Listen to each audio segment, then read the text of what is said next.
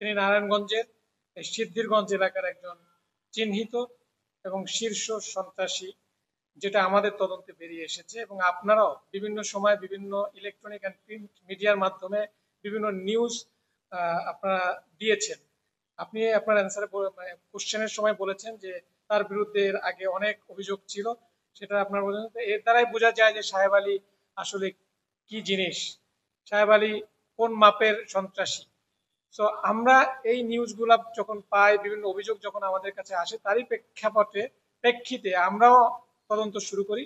সেই তদন্তে তার বিরুদ্ধে ইতোপূর্বে প্রায় 20-এর অধিক মামলা আমরা পাই, যার মধ্যে আমরা জানতে পারি যে তিনি একজন এই এলাকার, বিশেষ করে সিদ্ধিরগঞ্জের আটি ওয়াবদা এলাকার একজন চিহ্নিত এবং শীর্ষ সন্ত্রাসী এবং ডাকাত সর্দার হিসেবে সে পরিচিত। তার বিরুদ্ধে 20-টির অধিক মামলা রয়েছে। সেই মামলার মধ্যে এখানে ডাকাতি মামলা রয়েছে, ছিনতাই মামলা রয়েছে, চাঁদাবাজি, নারী ও শিশু নির্যাতনের মামলা রয়েছে, পুলিশি কাজে বাধার সে মামলা রয়েছে, নাশকতার মামলা রয়েছে, এরকম বিভিন্ন এসে মামলা রয়েছে। তিনি মূলত এই আটি ওয়াবদা এলাকার যে চাঁদাবাজি, ছিনতাই এবং ডাকাতি, এইটার নিয়ন্ত্রণ করে থাকে তিনি, এবং তাকে সর্দার হিসাবে সবাই জানে। এবং এই ঢাকা চিটাগাং যে হাইওয়ে যেটা রয়েছে, এটার যে কাঁচপুর সংলগ্ন যে আশপাশের এরিয়াকে যেখানে ডাকাতি এবং ছিনতাই হয়, এইটার সাথেও তার সংশ্লিষ্টতা রয়েছে।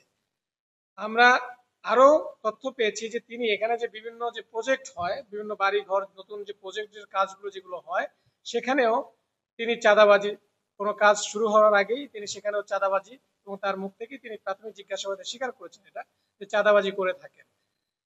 রাতের আধারে যখন এই এলাকাটা, আপনারা জানেন যে নদীর পাশ দিয়ে এলাকাটা একটু নির্জন এলাকা, যখন সন্ধ্যার পরে কোনো নির্জন একাকী কাউকে পেলেই তিনি এবং তার দলবল তারা লোকাল অস্ত্রের ভয় দেখিয়ে তাদের কাছ থেকে ছিনতাই এবং ডাকাতির মতো ঘটনা ঘটিয়ে থাকে।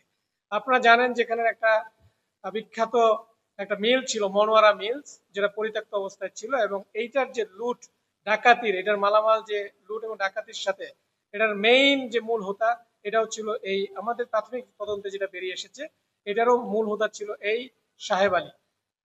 সো তার প্রেক্ষাপটে একটা কোশ্চেন করেছেন, আমরা কিছুদিন পূর্বে তার সম্পর্কে যখন একটা তথ্য পাই, এবং সে লক্ষ্যে আমরা আমাদের গোয়েন্দা কার্যক্রমের অংশ হিসেবে নিউজ কালে তার লোকেশন আইডেন্টিফাই করার জন্য যায়, যখন তার এলাকায় যায় এবং তার লোকজন এটা টের পেয়ে, জানতে পেরে আমাদের লোককে শনাক্ত করে আমাদের লোকের উপরে আক্রমণ করে, যে ঘটনা তিনি ইতিপূর্বেও বিভিন্ন সময় ঘটিয়েছে।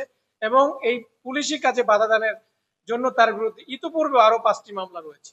তো তার নেচারটাই হচ্ছে এরকম, যে তার দলবল নিয়ে তাকে যখন তার বিরুদ্ধে আইনানুগ ব্যবস্থা গ্রহণ করা হয়, তার এলাকায় গেলেই তিনি তার দলবল নিয়ে আইন শৃঙ্খলা বাহিনীর উপরে আক্রমণ করে। তো যাই হোক, আমরা তাকে গতকাল একটা অভিযানের মাধ্যমে র্যাব 9 এবং র্যাব 11-র একটি যৌথ অভিযানের মাধ্যমে গতকাল সুনামগঞ্জে তাকে আমরা অ্যারেস্ট করি। তার বিরুদ্ধে আমাদের পরবর্তী যে আইনানুগ ব্যবস্থা, সেটা প্রক্রিয়াধীন রয়েছে। আর